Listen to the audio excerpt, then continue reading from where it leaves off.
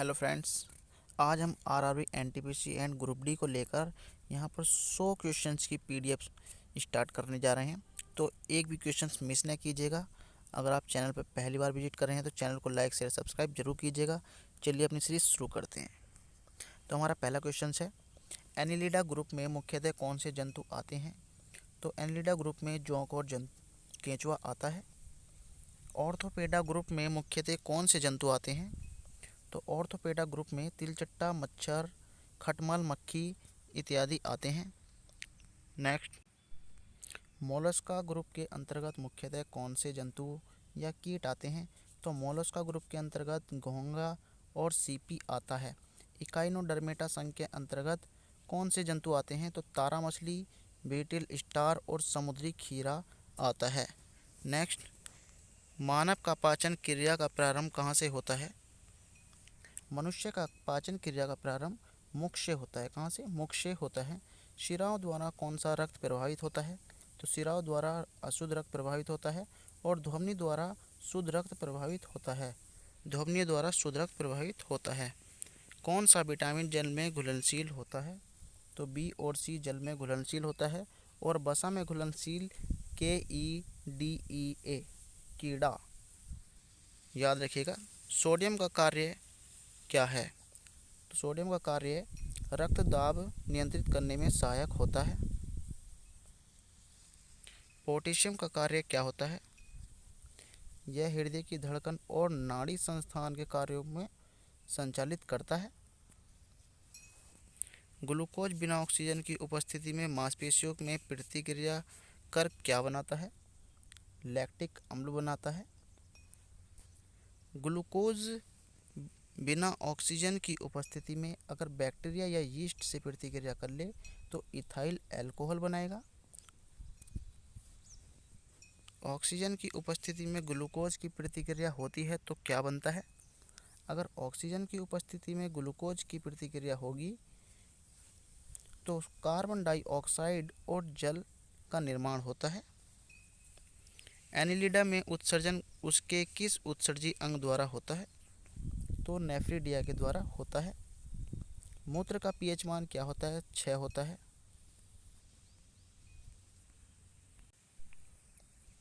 बहिस्रावी एवं अंतःस्रावी दोनों प्रकार किस ग्रंथि में होती हैं?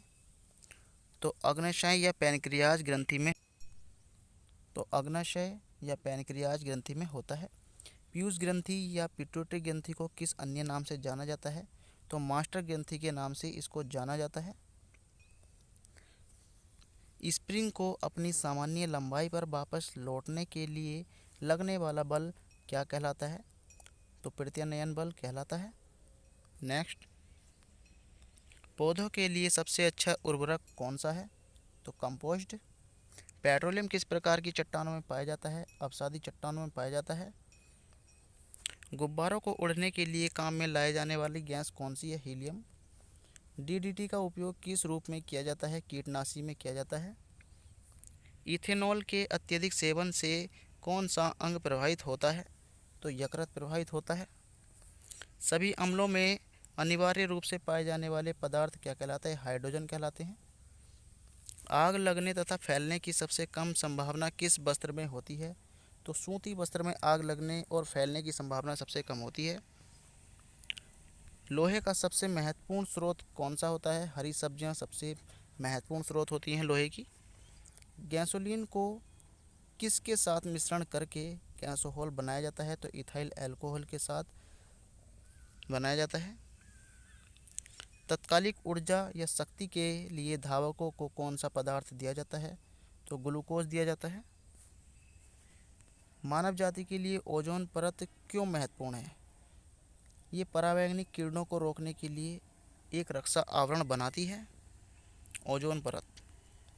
अंतः ज्वर यानी कि टाइफाइड के लिए सामान्यतः उपयोग की जाने वाली औषधि कौन सी है? क्लोरोमाइसिटिन। कौन सी है? क्लोरोमाइसिटिन।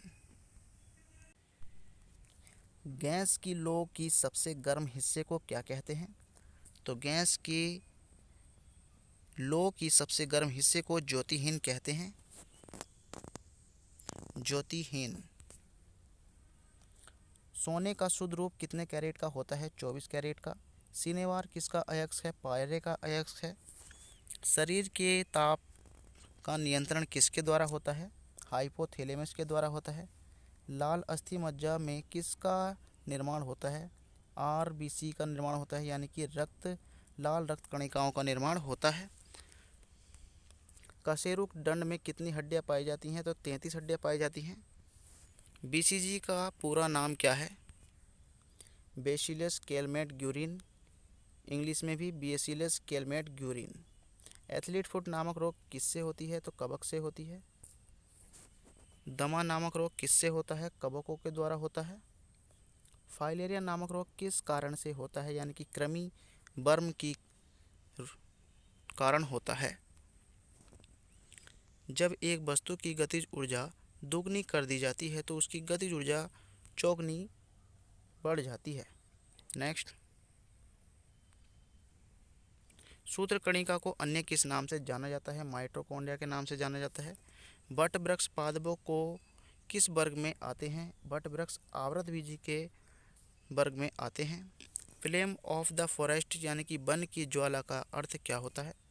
तो ऐसे पेड़ों से भरा वन जो पतझड़ में फूलते हैं और लाल फूल बिखेरते हैं। पेनिसिलिन किससे बनाया जाता है? कवक से बनाया जाता है।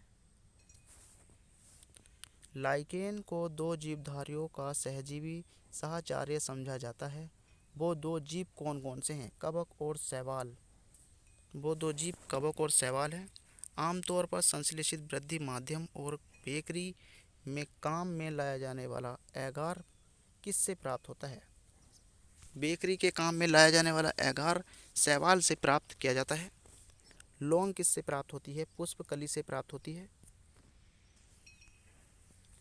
अनशन या उपवास की लंबी अवधि के दौरान शरीर में अशर्करा वर्गीय पुरावर्ती से पाशा शर्करा, ग्लूकोज या मधुजन ग्लाइकोजन बनने की विधि का नाम क्या है? तो ग्लूकोनबजनन है।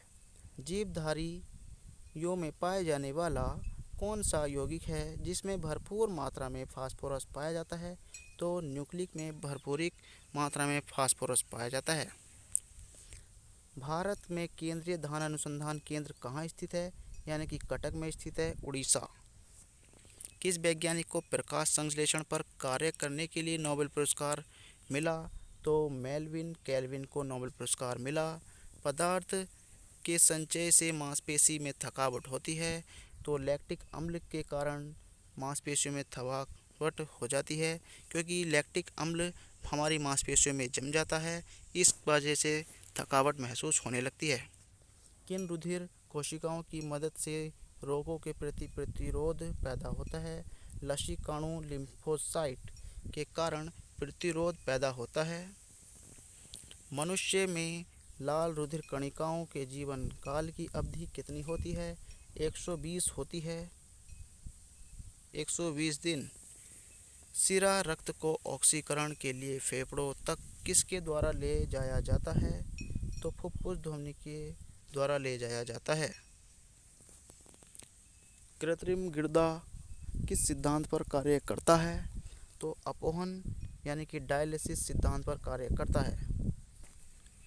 एक व्यक्ति की आँखों का रंग काला, नीला या भूरा उस वर्ण पिगमेंट पर आश्रित किस में पाया जाता है? परितारिका या आइरिस पर पाया जाता है।